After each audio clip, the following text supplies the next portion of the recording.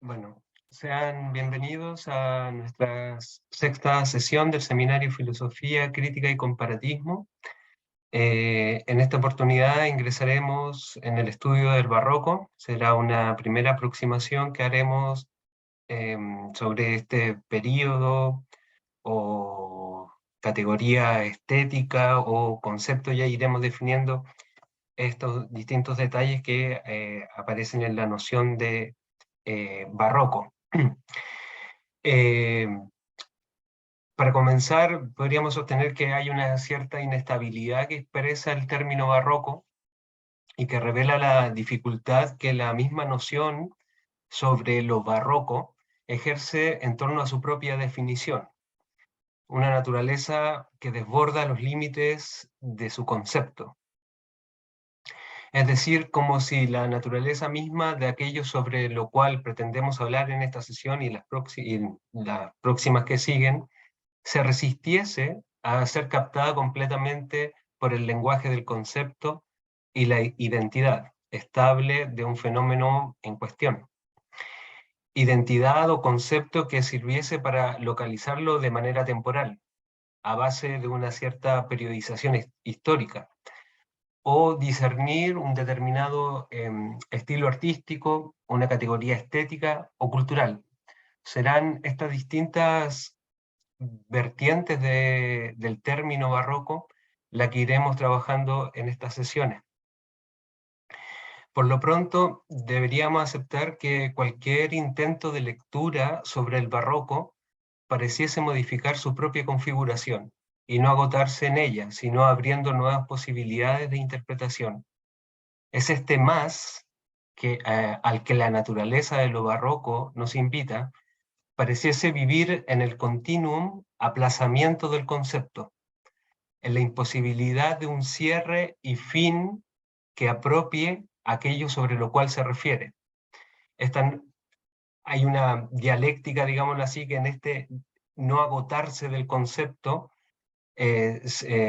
abre una serie de vertientes que tiene que ver con la abundancia misma de la naturaleza de lo barroco, y es un conflicto y una resistencia que expresa la naturaleza a la cual ingresaremos. Nuestro acercamiento al barroco será a partir del sendero que nos hemos propuesto desde nuestras primeras sesiones del seminario, siempre al interior de las distintas interacciones que se producen entre distintos registros o medios de representación literarios y visuales. Cuando decimos visuales, estamos hablando iconográficos, cartográficos, y que dan forma a una determinada imagen o a un imaginario sobre el espacio geográfico, natural y social de América. Asimismo, buscamos reconocer aquellas distintas negociaciones que hemos estado trabajando entre las labores y las disciplinas, instituciones burocráticas y religiosas que participan en la producción de conocimiento, elaboración, difusión y puesta en práctica de saberes que moldean el espacio geográfico y el campo cultural. La relación entre lo histórico, lo político y las formas de expresión cultural permiten observar la experiencia colonial o la situación colonial, tanto en los campos epistémicos, discursivos y representacionales. Y esto es lo que hemos pretendido realizar en el estudio de las cosmografías renacentistas, distinguiendo el debate entre la experiencia naviera y los mitos, ¿no? La producción literaria y visual en el periodo de la irrupción del humanismo hispano-italiano en América. Es decir, cómo la imagen del mundo elaborada por la cartografía del siglo XVI y la imagen literaria y visual de América transmitida en cosmografía, libros de viaje, ilustraciones, grabados, se construyen a partir de criterios etnocéntricos, de intereses prácticos, político-mercantiles que exhiben un reconocido eurocentrismo y un carácter expansionista de la cultura occidental que se unifica con el universalismo del cristianismo y la forma de dominación de la conquista clásica. Ahora bien, nos hemos detenido en las clases que llevamos del seminario en la configuración mítica y literaria sobre los territorios y los habitantes que se localizaban en esa frontera o lejanías del mundo griego y del medioevo cristiano, del cristianismo latino, reconociendo algunos caracteres o rasgos semánticos que participaban en aquella mitología de frontera como la hemos definido. Esa capacidad migrante que tenían las criaturas míticas, generando distintos desplazamientos semánticos. Algo así como que las figuras míticas migran de un espacio a otro dentro de esta mitología de frontera, llevando consigo sus contenidos más propios y actualizándolos en los territorios y en las poblaciones americanas. Es decir, que al trasplantarlas resignifican esta tradición mítica literaria. Para comenzar en este trabajo hacia el barroco, consideramos que en esa lógica de dominio, conquista, esta mitología revela aquellos presupuestos míticos, teológicos, de una determinada lectura o interpretación cristiana medieval que pretende legitimar en las escrituras el poder y el dominio del imperio cristiano. Sea esta en la visión del imperio cristiano, en la visión del Sacro Imperium, o ya en las formas más antiguas que hablábamos del imperio romano, ¿no? Cuando los cristianos dejan de ser una religión perseguida a ser una religión primero aceptada y luego la religión oficial del imperio. Esa mitología de frontera señala el lugar de los insectas, ¿no? El término que aprendimos con Colón y con el cual diferenciaba a los indios de las religiones del tronco abrámico, ¿no? Del monoteísmo, musulmanes y judíos, como también de los idólatras. Es decir, de todo aquello que en los márgenes, en los límites del orden, de la ley sagrada, o profana, de la ley profana, es decir, lo jurídico, estos pueblos sin leyes, sin gobierno ni jueces. Acordémonos toda esta serie de categorías que utilizaba el humanismo renacentista para dar cuenta de la imagen esta del indio bueno y el indio malo. En esa frontera mítica, esa marginalidad respecto al centro del dominio, del canon y la ley, ejerce una fuerza concreta histórica sobre el espacio y el trabajo. Una zona de conflictos, tensiones, ambigüedades entre lo propio y lo extraño, la diferencia, o de estas primeras tipos de identificaciones entre ellos y nosotros. Pero también esa zona marginal revela una serie de resistencias, hibridaciones, y como no, lo que hemos visto, de crítica. Es decir, que estas figuras mitológicas portan en sí, son figuras correctoras, en tanto en ese potencial que tienen, exhiben los miedos, los miedos más propios de la cultura que los crea, y también, de alguna manera, los valores más altos, ¿no? Con los que entra en crítica con su propio discurso. Todo esto, toda esta serie de resistencia y de cambio, se enfocaría dentro de, de una economía o de una lógica entre lo propio y lo otro, en donde lo otro se muestra más como un producto, una invención de lo propio, es decir, la periferia es construida por un centro, que una real diferencia. Es como lo que leíamos en Edward Said, que en esta serie de construcciones que revelan ese carácter de ficción, y lo muestra en el ejemplo, hablo del texto de las mitologías imaginarias las geografías imaginarias de Said, donde decía que la construcción de la idea del bárbaro por parte de los griegos es una atribución propia de la cultura helénica, pero en la cual los pueblos que eran entendidos como bárbaros no tendrían por qué comprender esa significación, ¿no? Y eso revela el grado de ficción que, que- que- el grado de ficción que portan este tipo de discurso. En nuestra última sesión quisimos ingresar en esa zona marginal, como le hemos estado llamando, fronteriza, del discurso y de la producción cultural colonial, nuevamente reconociendo cómo el discurso colonial crea su propia diferencia para legitimar su propio dominio. La situación colonial exhibe un encubrimiento, si seguimos en el trabajo de la lectura de Dussel, y una cierta problemática muy peculiar que vimos a partir del trabajo de Silvia Rivera Cusicanqui, en donde las palabras no designan, sino que encubren. Y nosotros hemos dicho que las palabras, en el juego que estamos presentando en este seminario, las palabras no nombran y las imágenes no muestran. Eso sería lo propio de una situación colonial, ¿no? Las imágenes no muestran, las palabras no nombran, sino que encubren a quién se refiere. Y ese es el problema del otro, el lenguaje, lo otro también respecto a la teoría y al modelo, ¿no?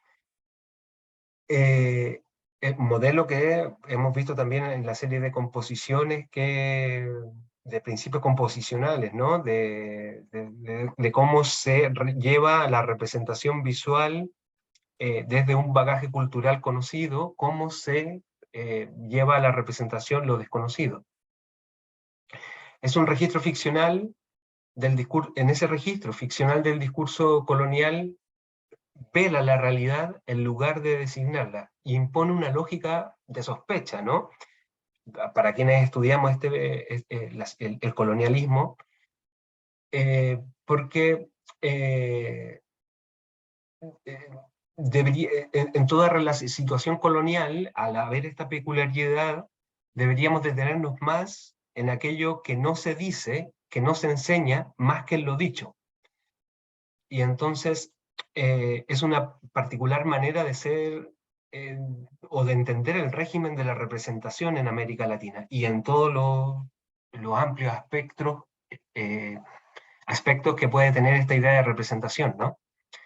Y pretendimos entrar en esa problemática del encubrimiento, que lo llevamos a esta imagen poética de la larga noche, ¿no? Que impone el discurso colonial, a esa larga noche de los 500 años, al silencio del otro, aquello que la actitud eurocéntrica del discurso colonial condena al margen, pero también al equívoco y a la falsedad, a ese lugar de la anomalía, es decir, del sin ley. Quisimos mostrar la herida, la usurpación y el descalabro, reconociendo algunos aspectos de lo que podemos nombrar como visión de los vencidos, que son signos, señales de ese Pachacuti, que significó para los pueblos o las naciones originarias de América la conquista europea. Y nos introdujimos brevemente en la clase anterior y de una manera muy sucinta en la obra literaria e ilustrada de Felipe Guamán Poma Ayala, La Nueva Crónica y Buen Gobierno, observando el enorme potencial crítico que posee esta obra, ¿no? Logrando transmitir mayormente por la imagen lo que por la palabra ese potencial que llega a construir un argumento crítico de los rasgos fundamentales del sistema colonial. Es una obra que pretende informar al rey sobre lo que desconoce, es decir, la cultura incaica, y servir de denuncia a la vez de los abusos y desórdenes de la sociedad colonial del virreinato peruano. La obra nos enseña una lectura de la sociedad colonial desde los ojos mestizos, es decir, desde esta zona del conflicto, de la tensión, de esa experiencia abigarrada que trae el legado incaico hasta el lenguaje del cristianismo, ¿no? Sirviendo de crítica al colonialismo y sobre todo, trayéndolo a la interpretación personal de esta obra, a la explotación laboral. Y revelando más o menos lo que sostiene Silvia Rivera, que en la obra de Guamán Poma se expresa la imposibilidad de una dominación legítima y de un buen gobierno en un contexto colonial. Dignidad del trabajo, el valor de la naturaleza, la tierra como centro del sistema de buen gobierno que enseña la obra de Guamán. Y a la vez quedamos en la imagen que a mi parecer es fundamental para comprender lo que significa, para comprender esa situación colonial en América Latina, es, un segundo que tengo gente, ay, se ha caído esto, ahora sí. Para comprender esa situación colonial y para ahora entremos en el ámbito, haciendo esta pequeña introducción del sentido del curso y de las sesiones que llevamos, eh, comprender también que desde la mirada nativa también hay una visión del otro como no humano, que tiene una serie de tópicos que se presentan ya sea por el atuendo, primero por la fisonomía del occidental, la barba de los hombres es un tópico constante de la literatura nativa respecto al impacto del europeo, pero también toda la estructura armamentística que posee el español, su atuendo, ¿no? La coraza, el animal, el estar sobre el caballo, son tópicos constantes de esta imagen respecto al otro. Pero en esta imagen que tenemos, en esta ilustración de Felipe Guamán Poma Ayala, exhibe de manera taxativa, inclusive podríamos decirlo, este conflicto que se genera en la situación colonial de América Latina y esta suerte de incomprensión por ambos lados, ¿no? La condición de no humano, tanto del discurso europeo para representar al nativo americano, como la representación del del español por los ojos del nativo, los dos hablan de esta especie de inhumanidad, ¿no? Y esta se revela en esta ilustración en el supuesto encuentro, ¿no? Entre el Inca Huayna Capac y el adelantado Candia. Es un relato que ha roto esa referencia histórica y que se construye, por tanto, desde el punto de vista simbólico. Y la pregunta de Huayna Capac, ¿de este oro coméis o no? ¿De este oro comen? Y la respuesta de Candia al sostener, sí, de este oro comemos. Con esta imagen que quiero comenzar, a partir de todo este preludio que hemos hecho respecto a esa zona marginal, cómo se construye esa zona marginal, quiero comenzar este estudio del barroco americano, sosteniendo este sendero que vamos a transitar en la suerte de incomprensión, ¿no? Entre la ambigüedad que significa culturalmente los dos legados, ¿no? El legado occidental y el legado indígena, ¿no? Pero también para mostrar esta serie de tensiones que se establecen entre estas dos culturas y cómo será la serie de apropiaciones, reinterpretaciones y resignificaciones en el barroco, ¿no? La, mm, y en este sentido, en esta serie de ambigüedades y contradicciones desde el cual vamos a pretender entrar al barroco o lo barroco, eh, eh, pretendemos reconocer ciertos aspectos, entre ellos los más controversiales, en la relación entre América Latina y la modernidad. Y partiremos de una cuestión central que está muy pequeña, pero me están diciendo por el chat que está muy pequeña la imagen. Si las imágenes no se ven, me escriben por el chat o me hablan, ¿no? Para poder avanzar. Acá hay otra representación de lo mismo.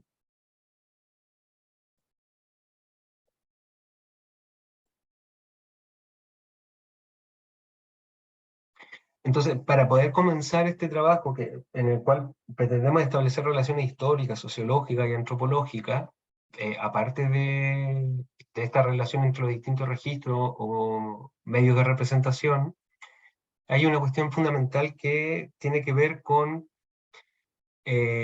comprender que el mestizaje ibérico es un dispositivo de la colonialidad americana. En este sentido, nos hemos detenido en ciertas imágenes antes con Guamán Poma respecto a mostrar esta jerarquía colonial que establece una diferencia étnica o racial en esta estructura, ¿no? De acuerdo al lugar que se ocupe en esta estructura, dependerá el color de la piel y, por tanto, también la división del trabajo.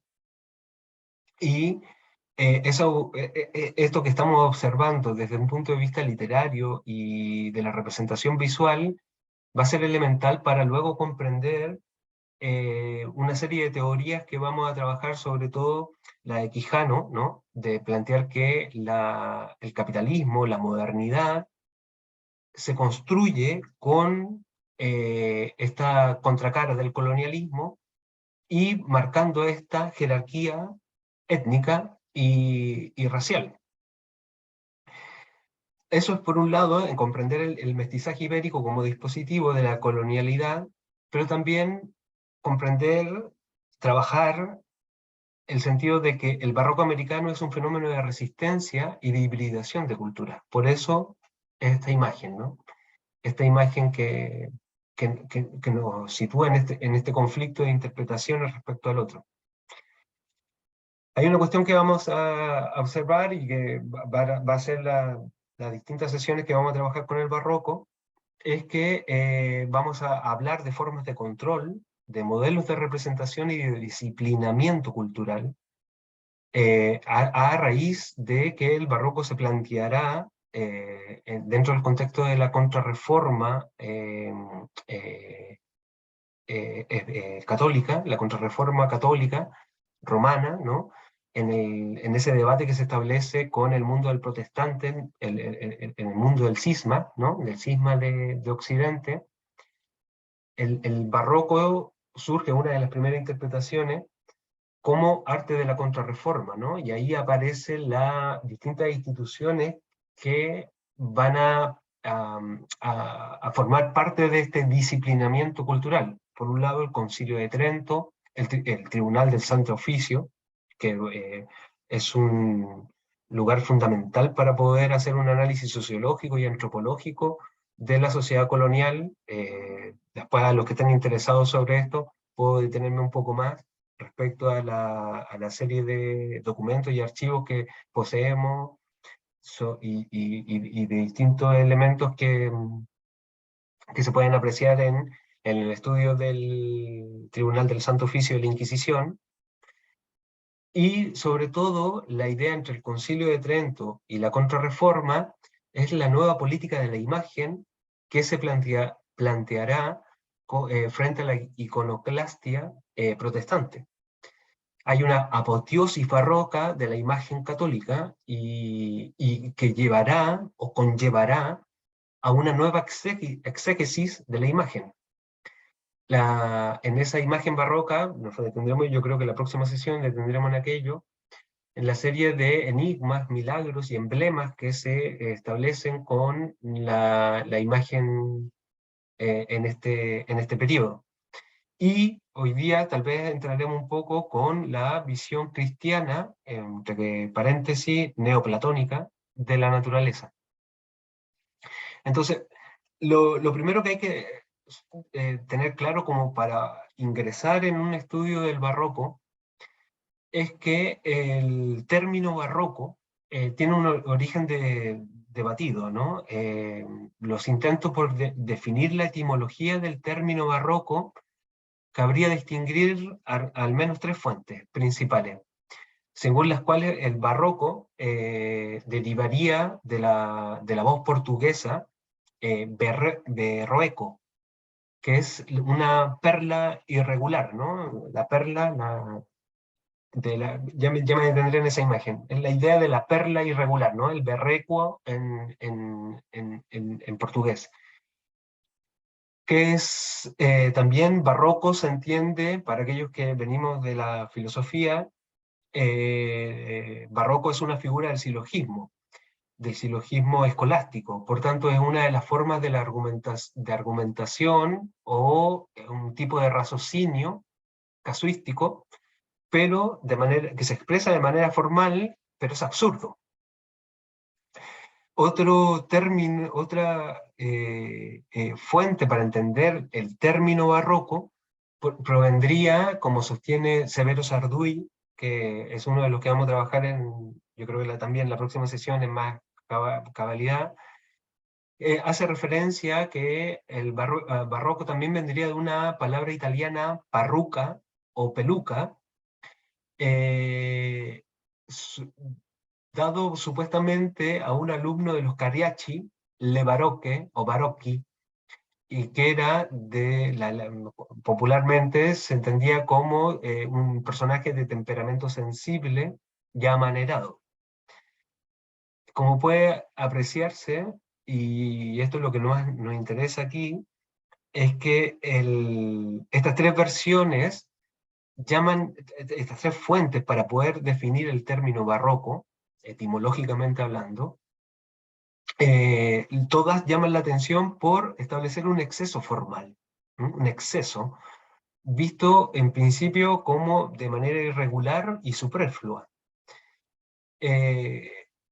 Con esta connotación pasó a la historia del arte decir exceso, deforme, irregular, pasó a la historia del arte y a la cultura, a la historia del arte y de la cultura, a raíz de seria deformidad o de un deseo inacabado. Esto mismo es más o menos con lo que estábamos trabajando anteriormente, con lo que había estado hablando de esa capacidad que tiene la naturaleza de lo barroco para acceder al concepto, al lenguaje del concepto, al lenguaje de la definición. El barroco lo excede, ¿no? Y que lleva a esta cuestión que vamos a trabajar en todas estas sesiones, es que para poder hablar del barroco, vamos a vivir constantemente en ese aplazamiento, en la suerte de incapacidad para poderlo sujetar y por ello definirlo. Eh, eh, Voy un poco a la idea de la perla, que hay un pasaje voy a citar a Mabel Moraña, una crítica literaria, bueno, tiene mucho trabajo sobre literatura, historia del arte, una mujer muy interesante, su trabajo, en la forma en que articula distintos discursos, perdón, distintas disciplinas. Ella sostiene a raíz de esta imagen de la perla, dice, cito, ¿no? Voy leyendo, una partícula extraña al cuerpo del molusco se inserta en su sustancia corporal y va siendo rodeada lentamente por capas de nácar que van dando lugar al nacimiento de una perla. Sin embargo, si en el proceso de su conformación esa joya emergente choca contra irregularidades en las paredes musculares de la ostra, su pulsión de circularidad se trastorna. Imperfecta, patológica, esa perla deforme evoca una esfericidad nunca lograda. Su cuerpo levemente monstruoso se afirma así en la nostalgia de la totalidad y de la perfección. La perla barroeca, es un ser melancólico, transubstanciado, impuro, saturado de materia, excedido. Es hibridez y palimpsesto, una deformación nacida de la transgresión de sus límites, que resulta de la defensa ejercida por el cuerpo que recibe el desafío de la heterogeneidad, productos de juegos de absorción y resistencia. La perla barroca combina en su proceso la norma y su excepción. La norma y su excepción están en el concepto de lo barroco.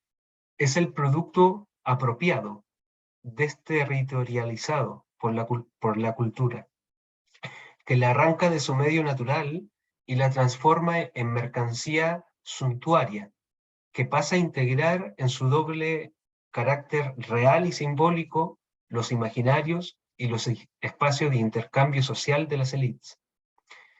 Tanto la aceptación silogística, es decir, la que hablábamos, la figura del silogismo barroco, como la que remite a la perla imperfecta, incluyen el detonador ineludible de la problematicidad y el conflicto, la racionalidad contundente y sin embargo no totalmente alcanzada, vanamente hiperbólica, la lógica de una existencia formal que evoca justamente aquello que le falta, que se abisma en sus límites, que explora sus fronteras. Termino la cita. Es eso, es esa suerte de fuentes con las cuales podemos hablar etimológicamente del término barroco, la perla imperfecta, el silogismo o la manera particular de sostener la especie de sensibilidad barroca, con la cual vamos a ir trabajando lo que nosotros estamos viendo en este seminario, que tiene que ver con esa idea de la frontera y del límite que está en conflicto con el canon, la ley y el dominio. Ahora bien, si nos detenemos ahora, no en el término etimológicamente hablando, sino que en la historia del concepto cómo entró a la historia del arte, perdón, a la noción del concepto cómo entra en la historia del arte y de la cultura, una de las primeras lecturas que podríamos obtener es la de Arnold Hauser, el sociólogo del arte. Hauser ha señalado que el vocablo fue aplicado por primera vez en el siglo XVIII para referirse a la producción cultural y artística del siglo anterior, el siglo XVII. Pero esa connotación del siglo XVII por parte del clasicismo del XVIII sería con un marcado carácter peyorativo, es decir, que la sensibilidad clasicista, dieciochesca, tendió a juzgar las manifestaciones del arte del siglo XVI como desmesuradas, confusas, extravagantes, y en contraste con la perfección y el equilibrio atribuidos a la producción renacentista, y que tendría relación también con el siglo XVIII. Este enfoque peyorativo del que habla Hauser prevaleció hasta finales del siglo XIX, inclusive hasta inicios del siglo XX, pero serán las llamadas o mal llamadas vanguardias históricas del arte quienes darán un trato y una definición distinta a este periodo y a este estilo artístico. Según Hauser también fue justamente la admisión paulatina que el impresionismo alemán comenzó a dar al barroco la que preparó esta revalorización de este estilo. Ese trabajo del impresionismo alemán de inicio del siglo XX y de la vanguardia, que va a ser una cuestión que vamos a ver en el momento en que trabajemos a la vanguardia histórica, en la unidad de la vanguardia histórica, veremos esta relación también, como la relación que va a tener la vanguardia con el estilo barroco. Y en esta relectura o revalorización que hace el impresionismo alemán, es fundamental el trabajo del crítico alemán Heinrich Böcklin. Voy a escribirles mejor el nombre porque es una figura fundamental en esta revalorización buscando el chat. En esta revalorización del barroco. Heinrich Böcklin, Es autor de dos influyentes obras, una es de 1888 y la otra, si no me equivoco, de 1915. La primera es Renacimiento y Barroco, se puede encontrar en edición castellana, creo que está en Paidós, y el otro es los conceptos fundamentales de la historia del arte, ¿no? Estoy hablando de las traducciones en español. Renacimiento y Barroco es un texto, inclusive que hasta el día de hoy sigue hablando mucho sobre este estilo literario, pero también como una categoría estética del barroco, ¿no? Entender el barroco como una categoría estética que estaría en contraste con el clasicismo, algo así como dentro de la filosofía del arte podemos establecer la relación entre lo apolíneo y lo dionisíaco, ¿no? Eh, el trabajo de Belflin, en un principio, es un cambio de enfoque de la visión desdeñosa o peyorativa del barroco por parte del clasicismo y entrega un elemento mayormente comprensible y favorable a esta noción, a este estilo artístico. Carmen Bustillo, el texto de ella es Barroco y América Latina, de 1990. Carmen Bustillo sostiene que efectivamente Belflin sentó las bases pioneras, digámoslo así, para el redescubrimiento del barroco. También, pero también lo hace en el contexto de los años 20 y 30 del siglo XX, el aniversario en torno al aniversario de Góngora, 1927, habría una revalorización de lo barroco allí, pero también sostiene Bustillo que estaría dentro del movimiento expresionista alemán. Todo esto enmarcado en el conflicto, cuando hablamos de las vanguardias, estamos hablando del conflicto ideológico y cultural que significó la primera gran guerra, ¿no? La primera guerra mundial.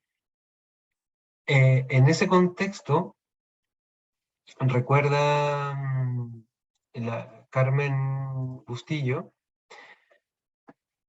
recuerda cómo la, la,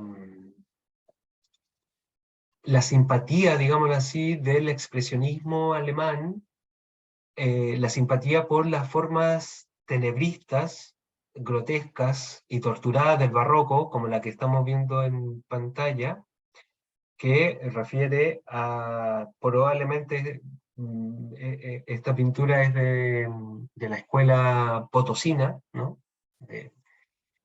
Más o menos entre el siglo XVII, siglo XVIII, finales del siglo XVII, comienzo del XVIII. Esta admiración, digamos así, estas simpatías por las formas tenebristas, ¿no? Grotescas y torturadas del barroco del siglo XVII, llegaron al extremo en países como Alemania y en España. También hay otro trabajo que en este contexto de la Primera Guerra Mundial, que sería de José Antonio Marabay, que destaca que en ese contexto las transformaciones de la sensibilidad llevaron a una renovación del interés por ciertos productos de la cultura española y en especial la producción del barroco español. Marabay no deja de asociar este interés a una disposición general orientada a establecer un vínculo entre las creaciones barrocas españolas y el catolicismo tridentino, ¿no? Habría allí el catolicismo tridentino, el monarquismo, el absolutismo, la enseñanza jesuita, serían distintos elementos que estarían en esta nueva disposición respecto para entender al barroco, ¿no? Esta serie de instituciones y discursos del poder en la cual se involucra el barroco, ¿no? Y esto habría que, dentro del contexto de la Primera Guerra Mundial, entenderlo también dentro del debate cultural y artístico, y literario, que plantea este contexto histórico, donde hay un constante desconcierto, una desmoralización y un pesimismo que tiene que ver con la crisis de la creencia en el progreso y la consecuente huida imaginativa de la civilización occidental, que llevó esta especie de huida, llevó a muchos intelectuales al encuentro con elementos extraños, ¿no? Exóticos. Y entre uno de ellos fue esta nueva valorización del barroco. Acá hay varios elementos interesantes. De hecho, la discusión es muy amplia, ¿no? Pero también tiene que ver con el trabajo, un ejemplo, en Benjamin, Walter Benjamin, eh, tiene una relación entre el barroco, la idea de las ruinas, la noción de las ruinas, ¿no? A lo largo el interés por lo perdido, ¿no? Por la ruina, pero también llevado desde el punto de vista de las relaciones entre el arte y el poder a los elementos estos de la excepción, ¿no? Cuando, el, cuando la ley se pone en suspenso, ¿no? Cuando un estado de excepción es cuando la ley, ¿no? Está allí suspendida, ¿no? El barroco tiene una relación con estos criterios jurídicos también. Ese más o menos sería el ambiente en el cual podemos entender esta serie de revalorizaciones que va a connotar el barroco, que durante el siglo XVIII y XIX, desde el punto de vista de los historiadores del arte, está visto de manera peyorativa, ¿no? Y dentro de esta serie de peripecias que sufre la noción barroca, hay que entenderlo también, hay que leerlo también dentro del contexto latinoamericano. Y en ese sentido, hay un trabajo de Irlemar Champi,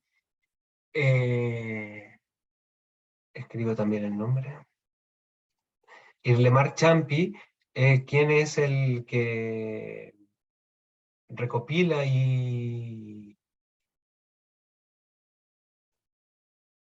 recopila y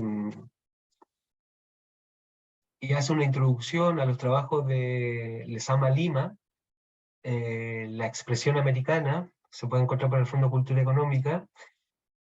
Ciampi distingue cuatro nociones del barroco en el marco histórico de la modernidad literaria latinoamericana. Esta serie de formulaciones, reinterpretaciones y también resignificaciones que va a vivir la noción de barroco en América Latina, aparecen en un contexto también de crisis, de ruptura y de renovación poética. Fundamentalmente pasaría por los años 1890, 1920, 1950 y 1970. Esas cuatro fechas, digámoslo así, son en las cuales se detiene Irlemar para poder observar estas distintas significaciones que va a sufrir lo barroco. Fundamentalmente, para nuestro interés en esta primera sesión, serían los últimos dos contextos, 1950-1970, en donde la autora denomina una americanización del barroco, y propiamente la última fecha que hace referencia al neobarroco americano, y allí una de las figuras más importantes es Severo Sarduy, el cubano.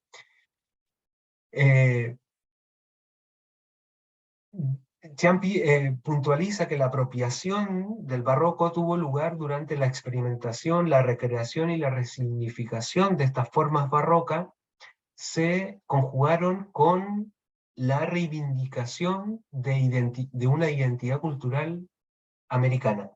Y aquí es una cuestión central, ¿no? Porque cuando hablamos de barroco, lo hemos tratado de... hay una forma, una pretendida forma de establecerlo en una periodización histórica. Después hay una lectura que se quedaría del barroco solamente sosteniéndolo como un estilo que vendría después del manierismo, ¿no? Y por tanto tendría una determinada connotación dentro de los estilos del arte. Eh, y luego esta cuestión del barroco como una categoría estética, ¿no? Que referiría estaría dentro de un amplio conjunto de conceptos para referir a la experiencia del arte. Pero también, y esto es donde entra el debate este que estamos hablando en América Latina, de una americanización del barroco, es cuando el barroco pasa a ser entendido dentro como una categoría cultural, ¿no? Es decir, para hablar de una suerte de identidad latinoamericana que estaría en referencia con la noción de barroco. Eh, y así esa americanización del barroco, que referiría al año de 1950, ¿no? Al periodo, al contexto de aquel entonces, el neobarroco, que sería de los 70, no constituiría una ruptura, sino que una intensificación del periodo anterior, es decir, una inflexión fuertemente revisionista de los valores ideológicos de la modernidad. Y esa es una de las cuestiones con las cuales vamos a cerrar esta unidad del barroco, es cuando estos distintos aspectos que hemos dicho, ¿no? Estilo, categoría estética y cultural, referirían a una cuestión, a un elemento, a un potencial que tiene lo barroco como crítica de la modernidad, ¿no? ¿Y de qué modernidad? De la modernidad capitalista, de la modernidad clasicista, ilustrada, ¿no? Y que dentro de lo que hablábamos anteriormente en el contexto de las vanguardias, de esa crisis del discurso del progreso, ¿no? El barroco o lo barroco permitiría hacer una crítica a la modernidad capitalista, y allí lo vamos a trabajar al cierre de esta unidad con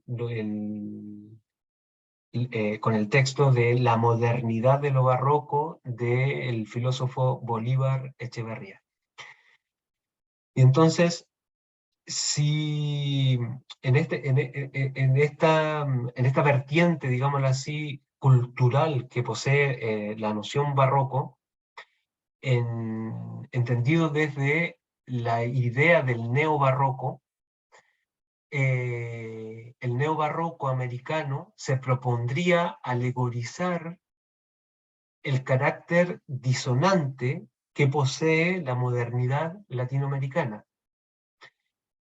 Es decir, que centrando la discusión en el tercer momento, es decir, la americanización del barroco, la apropiación que América como cultura realiza sobre la naturaleza de lo barroco, habría que distinguir, siguiendo el trabajo de Carmen Bustillo, que en los años centrales del siglo XX parece haberse producido un deslizamiento conceptual significativo que comprendería el paso de la revalorización de un barroco de Indias un barroco de Indias entendido dentro de la periodización de americanización de lo barroco, que estaría centrado en la figura de Pedro Enríquez Ureña.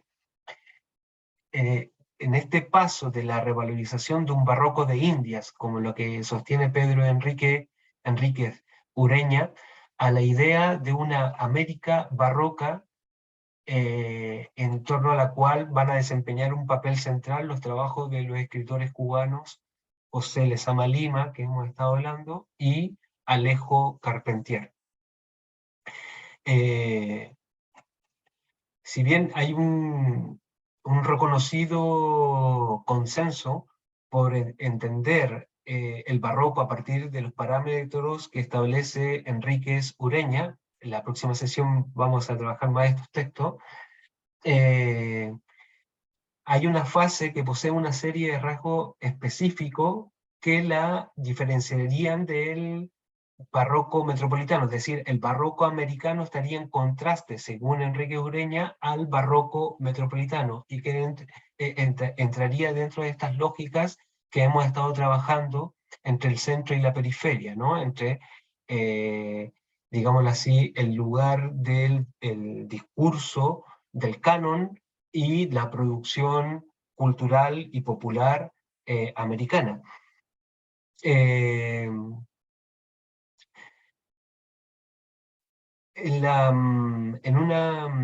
En este paso que habría hacia los trabajos de Lezama Lima, partiendo de esta americanización de lo barroco hacia el neobarroco,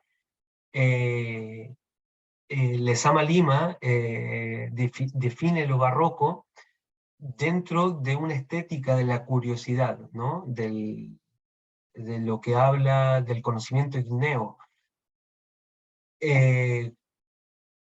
Lezama Lima sostiene que la experiencia americana surgiría, ¿no?, como un auténtico barroco, ¿no?, como un hecho el barroco surgiría como un hecho americano. En los primeros pasajes de una disertación que presenta en La Habana en 1957, Lezama Lima sostiene, cito, un segundo. Lezama Lima sostiene: nuestra apreciación del barroco americano estará destinada a precisar, primero, hay una tensión en el barroco, como lo que hemos estado viendo. Segundo, hay un plutonismo, un fuego originario que rompe los fragmentos y en la noción que quiere decir Lezama Lima los unifica. Tercero, no es un estilo degenereste,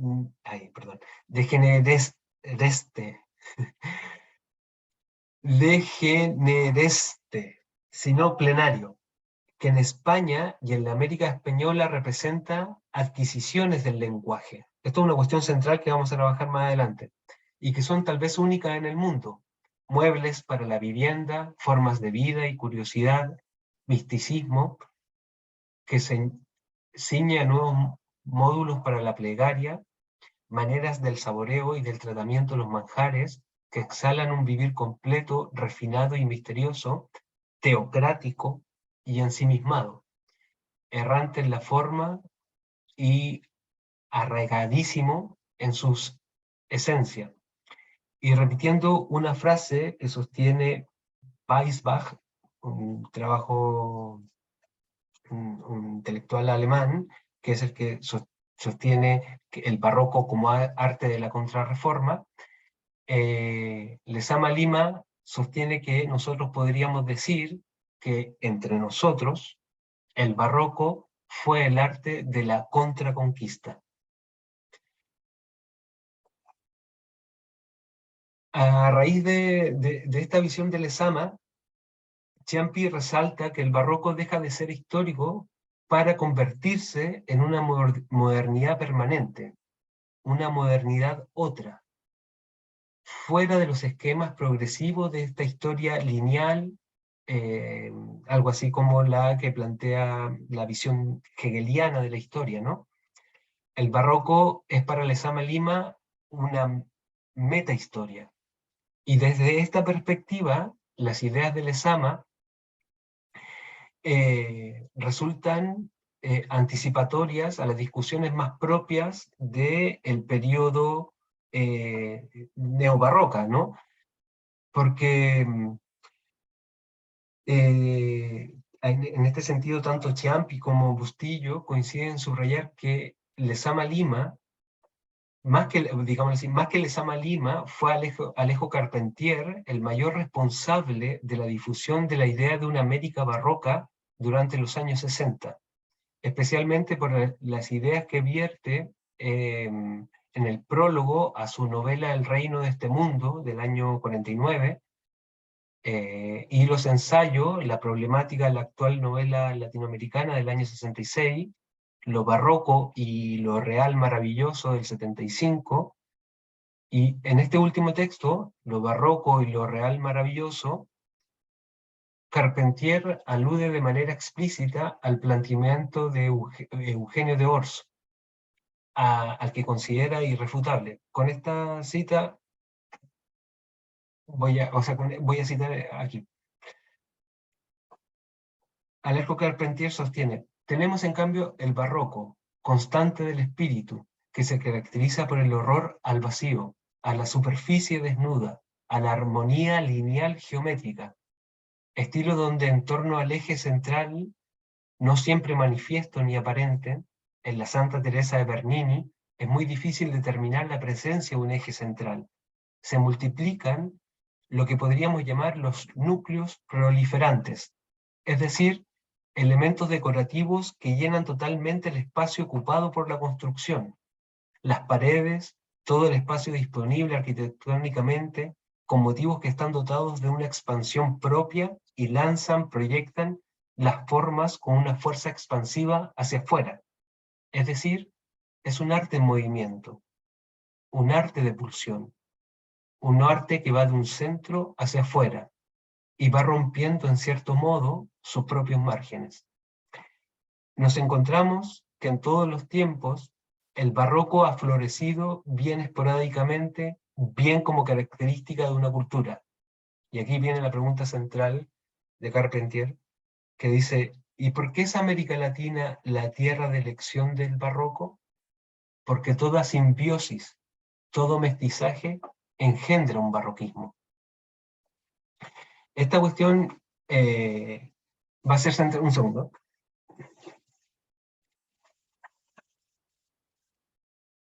Esta noción, ¿no?, de que toda simbiosis, que todo mestizaje engendra un barroquismo, va a ser central, puesto que si seguimos en esta idea de que por qué América Latina es la elección del barroco, y tratamos de juntarla con lo primero que sostuvimos al principio en la imagen esta de etimológica de la perla irregular, traigo a cotación una parte que sostiene a Elizabeth Armstrong en su libro Ultra Barroco. Coincide con lo que estamos trabajando cuando sostiene esta intelectual que lo barroco es un dispositivo que describe la disparidad americana y sus procesos de mestizaje y transculturación. Cito: dada la resistencia del barroco a fijar categorías de interpretación, la perla imperfecta puede ser emblema, sino un paradigma, para designar la diferencia y, por extensión, la hibridez que resisten al orden y la clasificación.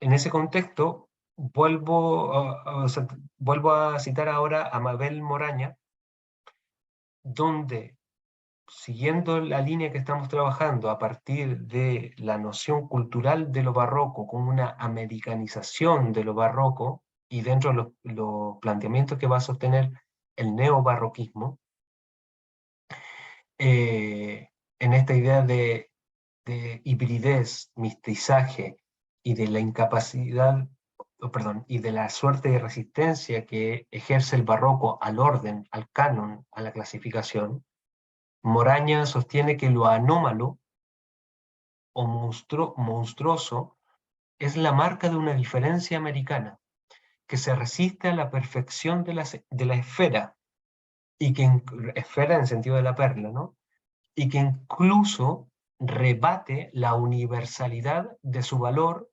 estético, reivindicando en su lugar la singularidad y la contingencia. Y aquí es una cuestión clave para comprender que en ese debate con la universalidad que va a tener el barroco, y en particular el barroco americano, entendido como como crítica de la modernidad, lo barroco agita, impulsa la noción de lo local frente a lo universal. Y entonces, en este recorrido que hemos pretendido hacer en una introducción tanto del término barroco como de ciertos elementos que participan de la definición de lo barroco en la historia del arte y en la historia cultural, llegamos a este punto en el cual el barroco puede servir como crítica de la modernidad capitalista y rebatiendo, ¿no? Poniendo en cuestión la universalidad de su discurso, eh, impulsando lo local frente a el dominio este metropolitano y el dominio universal del discurso colonial. Y si ahora tratamos, para poder cerrar esta sesión, si ahora lo llevamos dentro de nuestro estudio hacia las formas artísticas del barroco en el periodo que vamos a trabajar, el siglo XVI hasta el siglo XVIII, en lo que podemos entender como la sociedad virreinal, ¿no? Porque hay otras formas de categorías que se utilizan para poder hablar de este periodo, como arte virreinal, ¿no? Esa sociedad virreinal en América Latina fue una sociedad heterogénea, es decir, compuesta por diferentes grupos humanos que vienen de distintas procedencias y culturas. Y en ese sentido, Teresa Gisbert, una historiadora del arte boliviana, fundamental para comprender el barroco de Indias, Teresa Gisbert dice que en esta sociedad heterogénea, en esta sociedad virreinal de carácter heterogéneo, hubo en ella, sin embargo, una integración. Y que a pesar de que los grupos, de los grupos que se enfrentan, que se relacionan en esta sociedad virreinal, unos, los de mayor predominancia, son los grupos conquistadores y el otro los vencidos, aun cuando haya habido esta dialéctica entre el conquistador y el conquistado, sostiene Gisbert que igual hubo integración. Y entonces, en ese sentido, considera que la herida de la conquista para los nativos vencidos fue un hecho determinante del cambio de su vida cultural, pero que no supuso un colapso de la cultura nativa, puesto que los valores indígenas modificaron los aportes europeos, hasta convertirlos en algo totalmente distinto de lo que originalmente eran. Y es aquí, en esta heterogeneidad que existe en la sociedad virreinal, donde surge este hibridismo, esta mezcla entre lo occidental con lo andino. Y esta va a ser una de las primeras cuestiones en la cual nos vamos a detener luego de esta introducción conceptual y histórica en torno a la noción de barroco, es que en ese impacto, observar este hibridismo, ¿no? Este conflicto entre la occidental y el mundo andino, particularmente el mundo andino en el cual nos detendremos, es que en esa sociedad virreinal la integración en un momento fue muy difícil, ¿no? En un primer momento, pero puesto que el impacto en ese primer momento, el impacto de la conquista guerrera y política impuso los moldes humanistas en suelo americano, como vimos en las sesiones anteriores. Pero esa imposición, con el tiempo, y la implementación de la ciudad y del sistema colonial, estos nativos aculturados y fueron cobrando fuerza, cada vez mayor fuerza con el tiempo, ¿no? Hasta constituir junto con los mestizos y los criollos un factor determinante en las artes. Por tanto, el siglo XVI, propiamente tal, hasta mediados del siglo XVI, observaremos siempre la imposición del humanismo, ¿no? Y en esa habrá una constante asimilación por parte de los nativos de este discurso que impone el europeo. Pero el periodo que surge desde esa segunda mitad del siglo XVI en adelante, vendría a cobrar fuerza una serie de elementos heterogéneos y de relación de los distintos estratos de la sociedad colonial en su enfrentamiento con la imposición europea y que van a dar un producto cultural propio, ¿no? Que va a ser el barroco de Indias, el barroco americano o el barroco andino.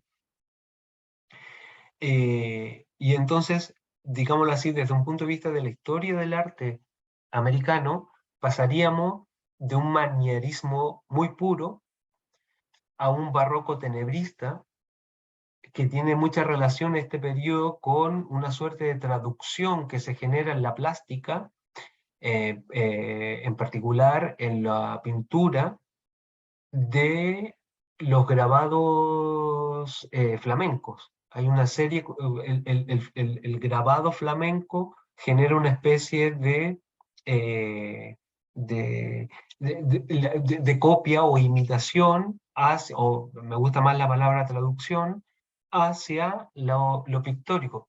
Eso sería entre el barroco tenebrista hacia adelante.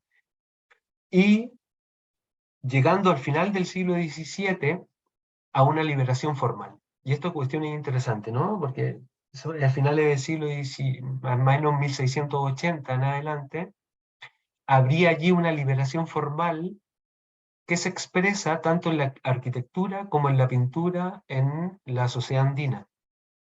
Digamos así, en todo este contexto, los valores indígenas, los valores del vencido, pugnan por salir. Hay una cuestión de exhibir a la sociedad incaica, exhibirla visualmente, plásticamente. Y en eso como una especie de resistencia frente a la fuerza que imponen los valores cristianos. La Teresa Gisbert indica distintos elementos del aporte que el mundo indígena andino va a hacer al arte virreinal. Y entre esos sostiene, por un lado, la pervivencia de los mitos prehispánicos a través de formas occidentales. Y en esta cuestión va a ser, en el análisis, ¿no?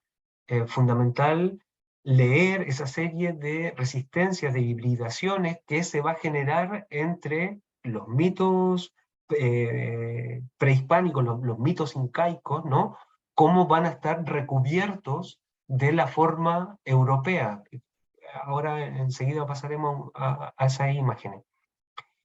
De hecho, vamos a ver el tiempo.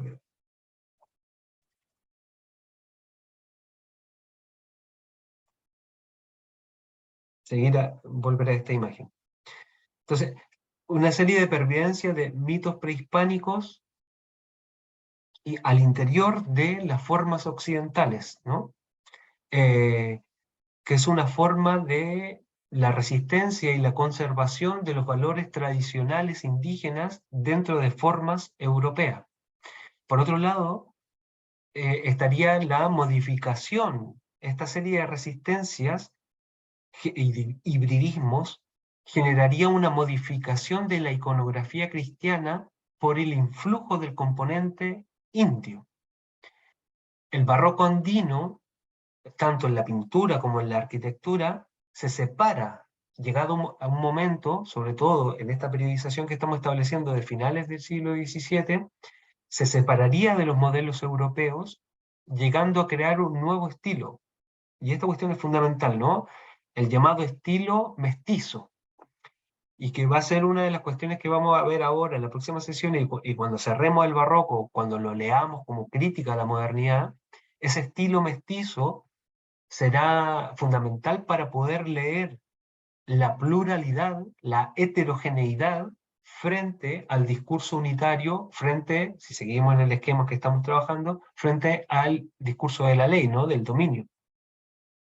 Ese estilo mestizo considera la posibilidad de un arte americano que mantendría su creatividad pese a haber sido realizado en condiciones de dependencia.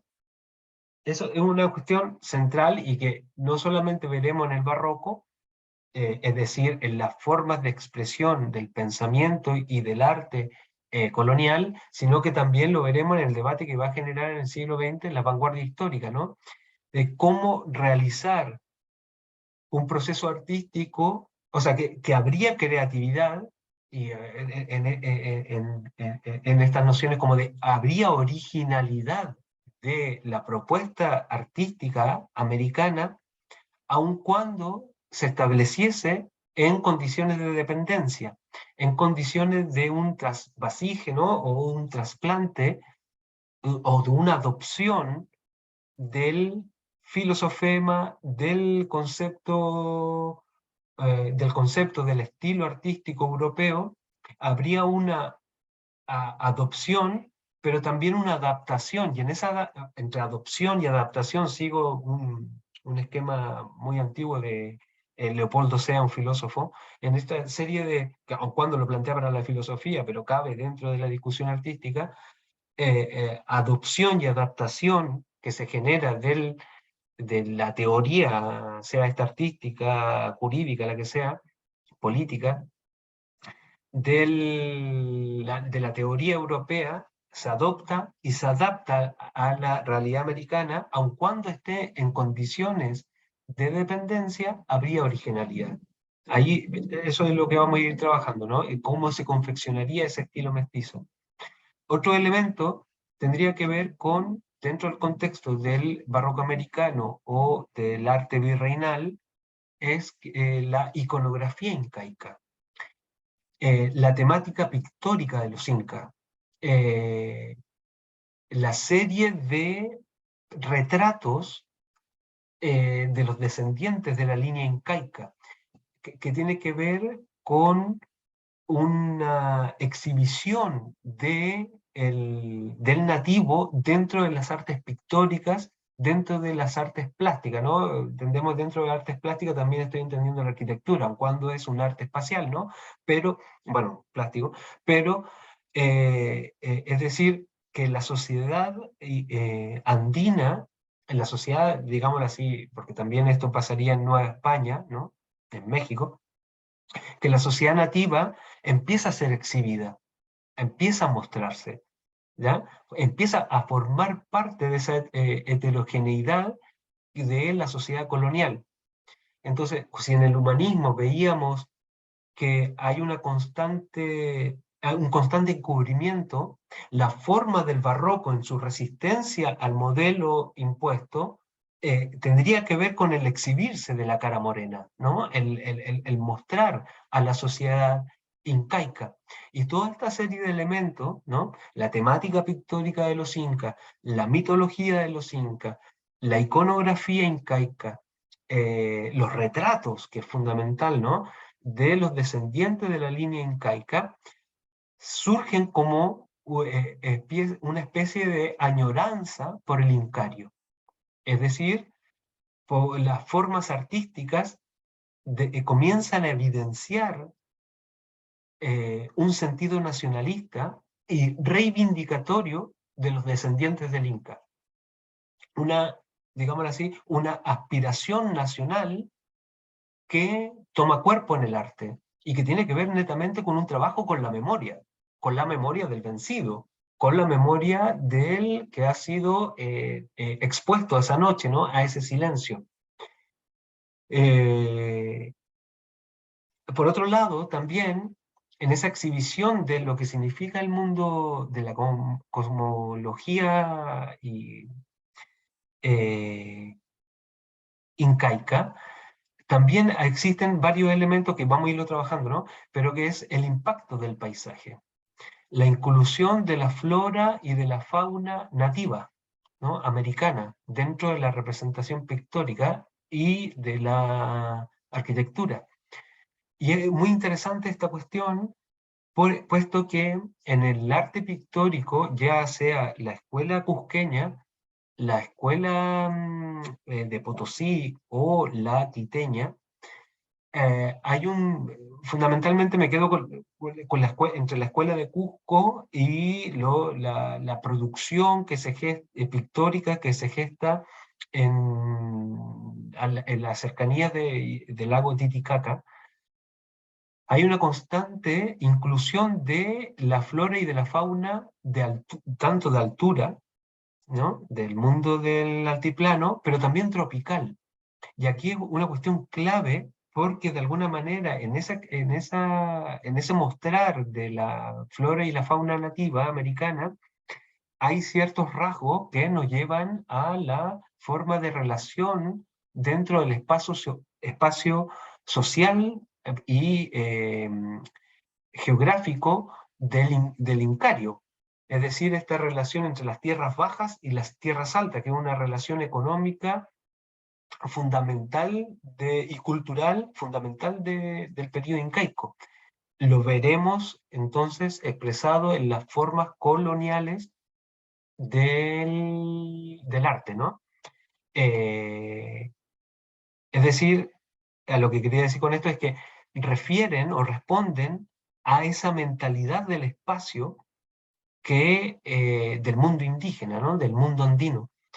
A esa conformación del espacio que ha sido dominado por el europeo, ¿no? Lo veíamos en las sesiones anteriores de cómo en la clase anteriores lo veíamos como una suerte de apropiación y de respuesta subjetiva, ya sea de los tlacuilos, en el caso de la Nueva España, en el contexto de la cultura náhuatl, como en el contexto del mundo andino, ante ese colonialismo espacial, sea en la confección de las ciudades coloniales, ¿cuál fue la respuesta de los nativos a esa imposición espacial, ¿no? Y esto lo veíamos dentro de la cartografía virreinal, perdón, de la cartografía de la Nueva España, ¿no? Y de las relaciones geográficas de Indias. Es muy interesante poder analizar esta, esta colonización del espacio y esta respuesta subjetiva a esa invasión, a ese dominio. Eh, bueno, otro de los elementos que van a aparecer en la pintura y en la escultura andina va a ser, aparte de la mitología, los elementos religiosos precolombinos. Aquí en este fenómeno de resistencia que se genera en el barroco, a la exposición de estos mitos y de esta religiosidad precolombina va a ser caso omiso de las prohibiciones de dicho uso. Aquí hay una cuestión interesante para aquellos que les interese el ámbito de la historia, lo que hablaba antes con el lenguaje, o sea, con la institución del Santo Oficio de la Inquisición, y para aquellos que le interese el proceso eh, de aculturación y de asimilación o de tensión inclusive, que se gesta desde las formas de religiosidad popular, una cuestión fundamental ahí es los procesos de extirpación de las idolatrías. Los procesos de extirpación de las idolatrías nos ayudan a estudiar todo este proceso, ¿no? De resistencia y de hibridación de las formas religiosas del mundo andino respecto a la imposición del mundo europeo, así como las relaciones geográficas de Indias nos permiten estudiar el dominio espacial, la colonización del espacio. los procesos de extirpación de las idolatrías, que son una serie de documentos y archivos, nos permiten históricamente estudiar este proceso, ¿no? de mestizaje y de resistencia religiosa. Entonces, esta serie de connotaciones que estamos trabajando, este uso, este empleo de la iconografía incaica, de la exhibición del mundo andino, da testimonio de una cultura, la indígena, que subsiste y que también, a pesar del uso, o sea, de las ciertas prohibiciones, dentro del contexto de la Contrarreforma y del Concilio de Trento, se va a tolerar ciertas dinámicas de subsistencia de las culturas nativas, es decir, de que se tolerará el ingreso de este tipo de iconografía, pero siempre preponderando la visión hispano-cristiana. Y por último, dentro de esta serie de elementos, y esto es fundamental para observar el cierre, digámoslo así, dentro de esta serie de connotaciones y resistencia, es que a finales del siglo XVIII, los indígenas dentro de la representación pictórica, ¿no? Dentro de la pintura y dentro de la pintura, los indígenas van a aparecer como protagonistas de hechos políticos de gran envergadura. Y en este caso, la rebelión que se gesta en 1780, 1781, el cerco de la paz, ¿no? Donde aparece el Inca Catari, ¿no?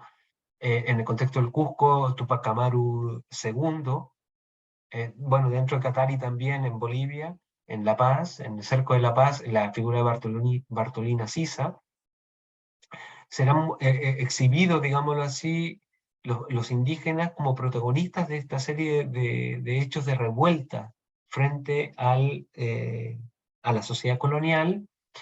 Serán vistos, se preponderará este antagonismo de los incas al colonialismo. Y entonces en esa serie de expresiones de memoria del incario se considerarán por parte de la sociedad dominante como subversivas y se la va a restringir. Hay una cédula de 1782 en la cual se prohíbe, ¿no?, esta serie de exhibiciones que hemos estado hablando. Y con ello, lo que queremos señalar que hacia finales de 1700, digamos así, una cuestión que sabemos desde Felipe Guamán Poma Ayala, y quizás de mucho antes, de otros, es que el arte andino es un arte comprometido con la realidad social. La pintura, el dibujo, el grabado, expresa la protesta andina ante el sistema colonial. Pero es una protesta y una denuncia que llega a la vertiente de la crítica y por tanto de la superación de ese injusto trato por parte del dominante al nativo, al, al habitante del mundo andino, ¿no? Cito una parte, un pasaje del libro de Teresa Gisbert. Ella dice: todo este complejo, esta serie de elementos que hemos estado hablando, señala la existencia de una sociedad que mantiene sus estructuras mentales dentro de un esquema occidental de renacimiento, manierismo, barroco, neoclásico, siendo el manierismo y el barroco los momentos que permiten una mayor oportunidad al desarrollo del esquema indígena subsistente. El manierismo lo tolera, complacido por su tendencia a lo extravagante, ¿no? Y el barroco por su deseo de popularidad y universalidad. Ahí el término universalidad que utiliza Gisbert habría que que trabajarlo, ¿no? Habría que discutirlo, porque popularidad, en el caso del barroco es popularidad y difusión, digámoslo así. Pero, porque el barroco mismo se plantea como una crítica a esa universalidad. Entonces, con esto vamos a cerrar, ¿vale? En el estudio de la temática de la pintura virreinal, podemos observar el panorama continuo y coherente de las expresiones plásticas de la nación india, la cual hemos observado a partir de la clase anterior en Guamán Poma Ayala. Y es una forma de mostrar esta crítica al colonialismo, pero que se gesta predominantemente, que se expresa mayoritariamente a través de las artes que en las letras, es decir, que preponderantemente es a través de la imagen más que por la palabra. Y aquí hay una serie de elementos que estuvimos conversando la, mm, la clase anterior respecto a que una serie de elementos que llevarían a reconocer el por qué se expresa más a través de lo visual que de lo verbal. Y fundamentalmente el siglo XVIII va a ser donde mejor se plasme ese espíritu indio, después de su primer contacto con la cultura occidental.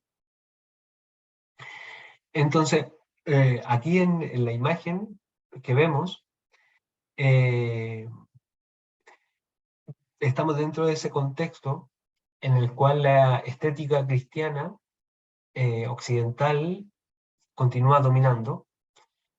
Sin embargo, la sensibilidad indígena comienza a a exhibir esta serie de elementos que habíamos estado refiriendo, ¿no? Y la inserción del elemento indígena, su simbología, mitología, determinará una modificación, aunque sea en pequeña escala, de la temática cristiana y tenderá a establecer la creación de una iconografía local. En el caso de aquí estamos viendo la imagen que está hace bastante rato exhibida. Es una pintura que corresponde está en el Museo de la Moneda de Potosí, refiere a la relación entre los mitos prehispánicos, ¿no? Los mitos indígenas, en su relación tensional con la mitología cristiana. En este caso tenemos a la Virgen María representada dentro del Cerro de Potosí. En los cerros, ¿no? La Virgen Montaña es una relación en la cual existe este hibridismo cultural. La montaña, los apus, forman parte de ese mundo de la cosmovisión indígena sagrada, ¿no? Y aquí la Virgen María aparece representada como la montaña del Cerro de Potosí con dos manos abiertas, ¿no? Y formando un triángulo con las dos personalidades de la Trinidad cristiana. Esto es fundamental porque uno de los elementos centrales del barroco, entre tantos otros, ¿no? Pero de los que forman la centralidad del barroco, es el culto a María, ¿no? El culto mariano. Y esto también nos relaciona que si surge en el contexto del barroco, tiene una relación directa con la cultura latinoamericana, ¿no? Porque el culto a María es propio, ¿no?, de la forma de la religiosidad popular americana. En esta suerte de lo que hemos estado hablando, ¿no?, de americanización de lo barroco. Y entonces, en esta representación aparece María, ¿no?, como la Virgen Montaña, en esta suerte de hibridismo entre los elementos culturales. En la parte de abajo podemos observar al Papa Paulo III, ¿no? Acompañado de un cardenal y un obispo que aparece por detrás, pero que no llega a observarse aquí en esta visualización. Al otro lado tenemos a el emperador Carlos V, con su corona, ¿no? Corona imperial, al emperador Carlos V, y atrás a la figura de un indígena que supuestamente podría ser un indígena cacique, entendiendo el contexto de, institucional de dominio, ¿no? Es decir, la representación de los aspectos políticos dentro de la figuración, ¿no? Y entonces, tanto el Papa como Carlos V están representados frente al mundo. Vemos que en la montaña hay una serie de senderos, ¿no? De caminos que se cruzan, y aparece la representación del Inca Maita Cápac, que dentro del relato popular se cree que fue aquel que extendió el dominio de los incas hasta el Collasuyo, ¿no?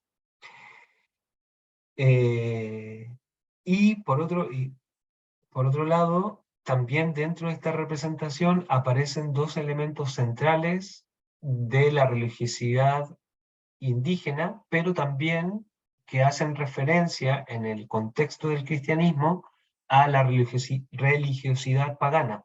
Por un lado vemos al sol y a la luna.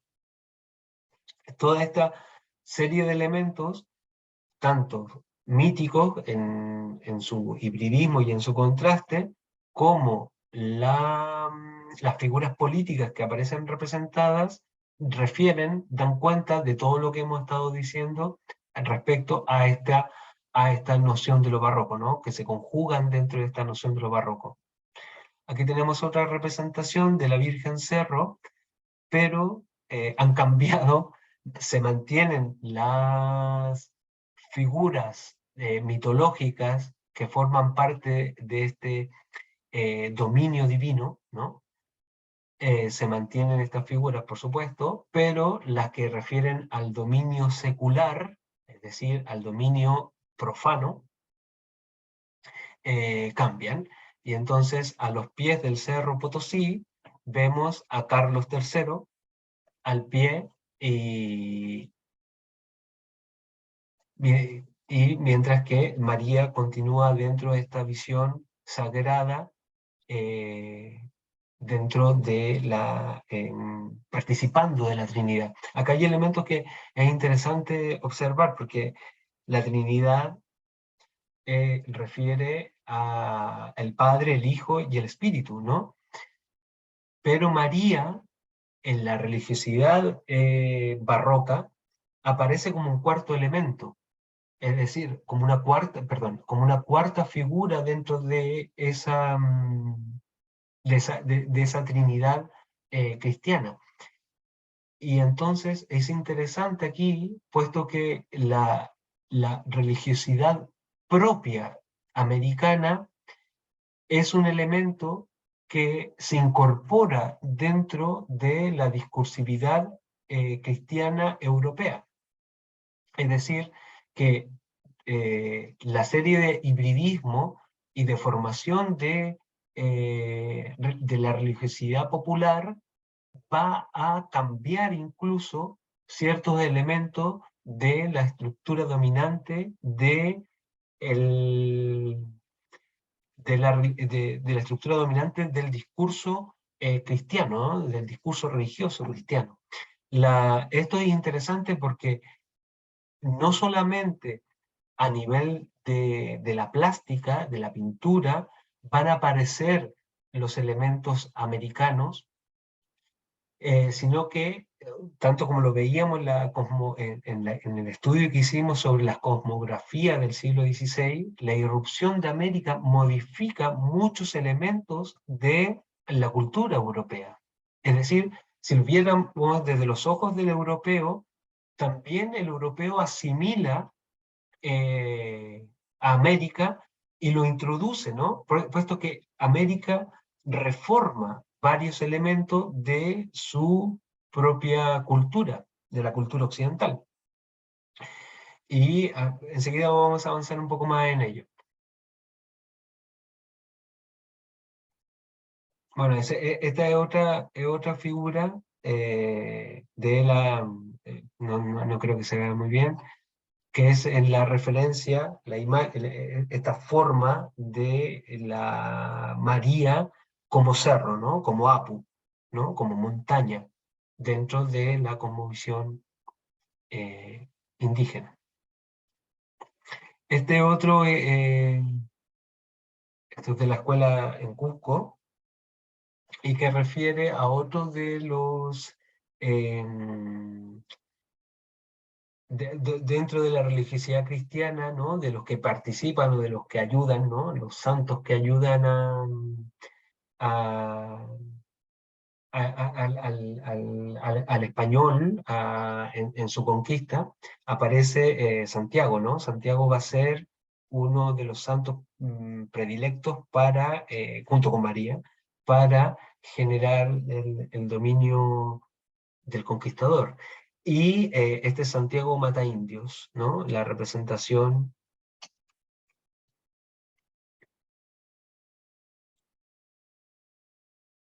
esta es otra versión también de Santiago mata indios.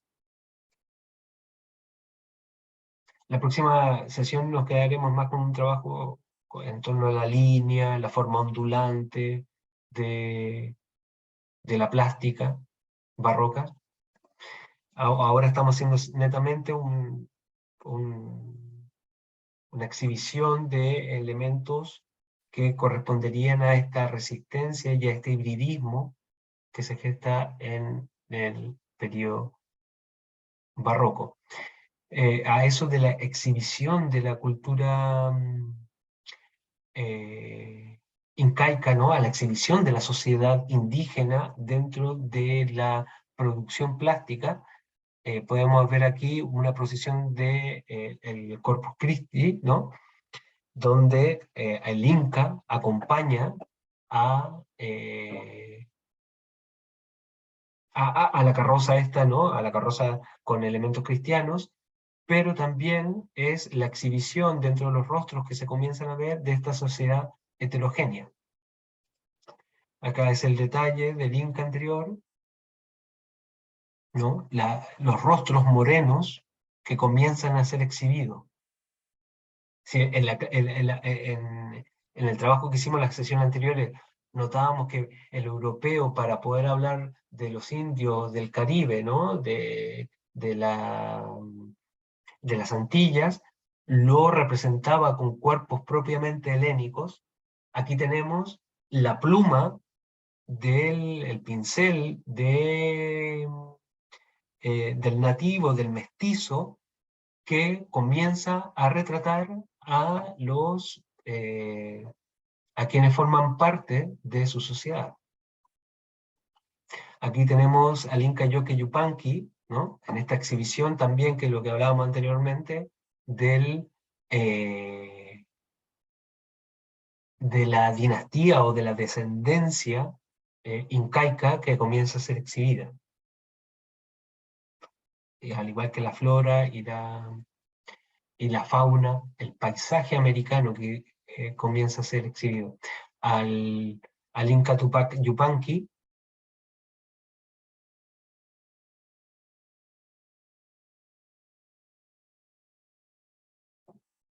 después el hecho, ¿no? El indígena comienza también a mostrarse dentro de los ritos eh, cristianos.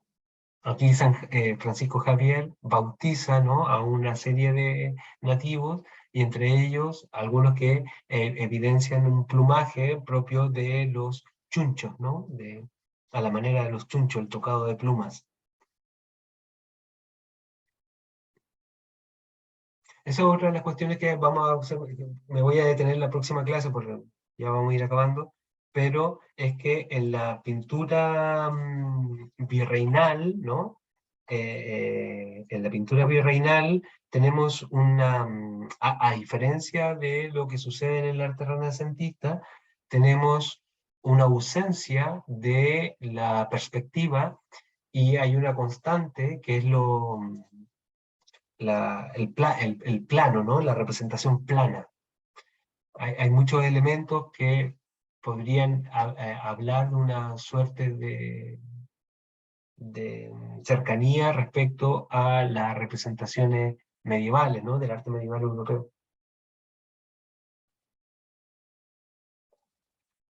Después, en la próxima clase tendremos esos elementos y tratar de observar esa diferencia respecto al arte en el manierismo y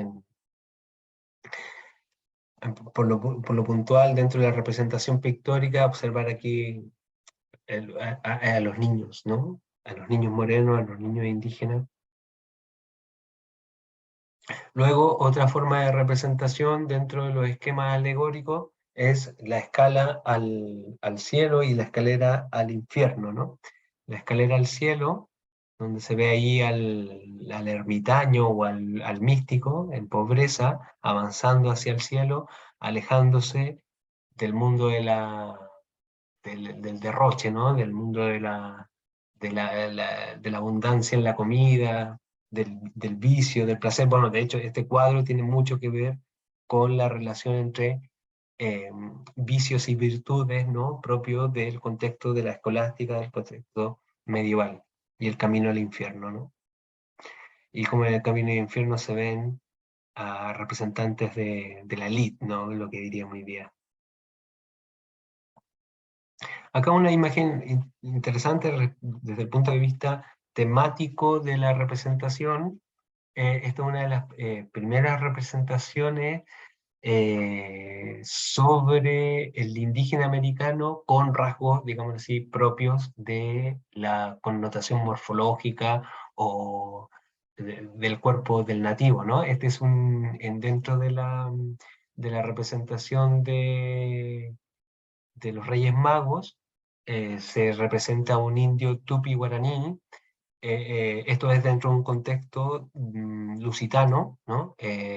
La representación anónima es del siglo XVI, actualmente está en el Museo de Viseu, en Portugal, y se ve ahí al nativo tupi con su plumaje, ¿no? Su vestimenta. Y esa misma representación la tenemos después en el contexto del mundo andino, donde uno de los, digámoslo así, ha sido sustituido al tupi guaraní por un inca, ¿no? Pero también mostrando la relación entre la sociedad colonial, ¿no? El blanco, el indígena y el negro.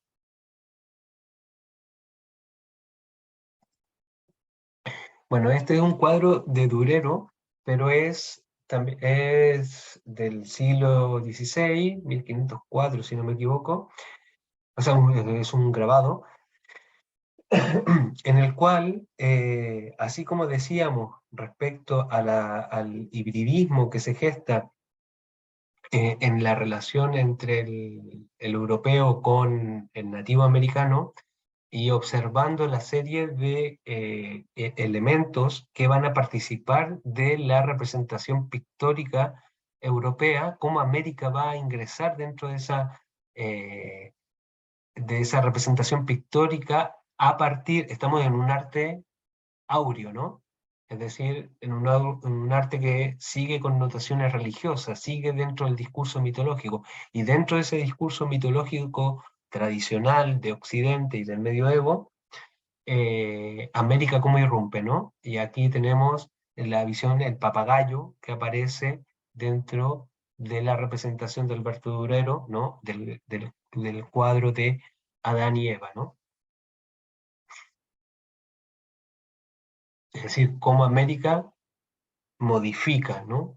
En este caso, modifica elementos representacionales, más no compositivos, sino que representacionales de cómo la flora y la fauna americana comienza a exhibirse dentro de esta discursividad religiosa y mitológica europea.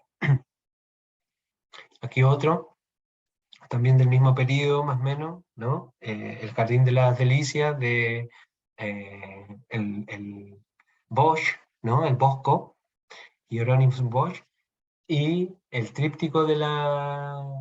Es muy interesante porque en la representación de Adán y Eva dentro del cuadro de Bosch se los presenta bajo una flora americana.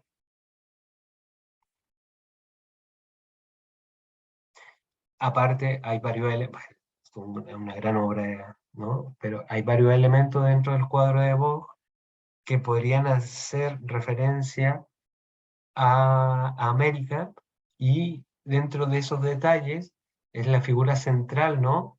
De la esfera esta hay un ser que está invertido, que aquí no se representa, no se observa mucho en la representación, pero que tiene la cabeza eh, hacia abajo y los pies hacia arriba.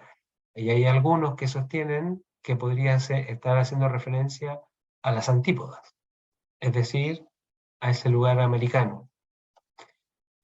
Es una discusión mayormente rebuscada, pero esta no, ¿no? La representación de Adán y Eva junto a flora americana.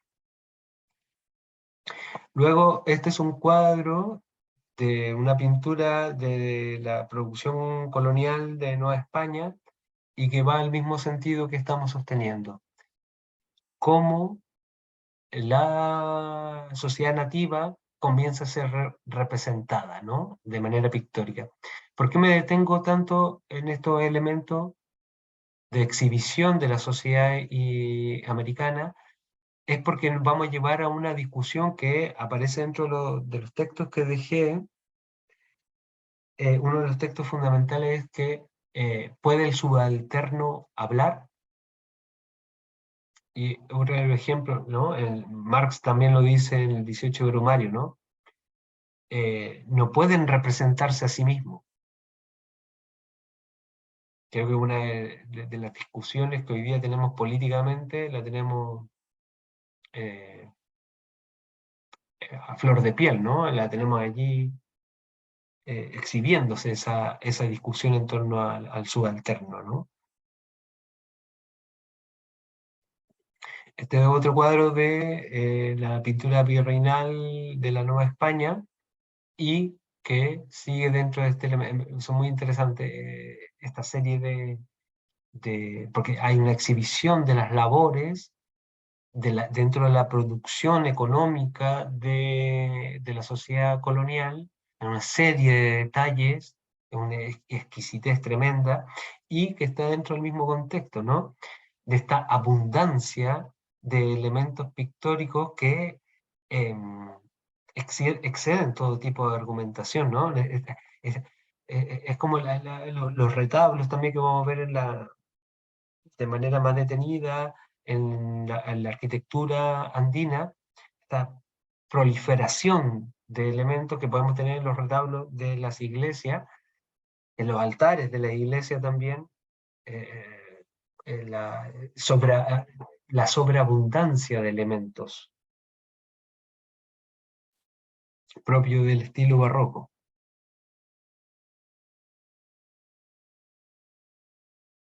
¿No? La misma imagen, y ya está. Y es lo que decía, ¿no? Aquí uno de los retablos de la Virgen de Zavalla, en el mundo andino, y con esto cerramos este primer acercamiento al mundo del barroco americano, y está netamente deteniéndonos en esta serie de elementos híbridos que se establecen en la relación entre la cosmovisión nativa con el discurso colonial y el discurso religioso europeo, ¿no?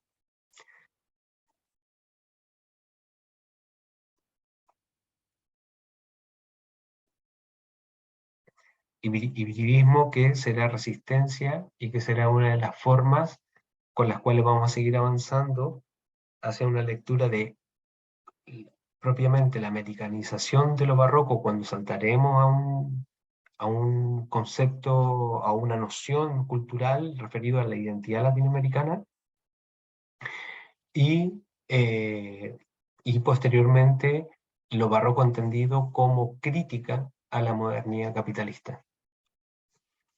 Con esto cerramos esta sesión.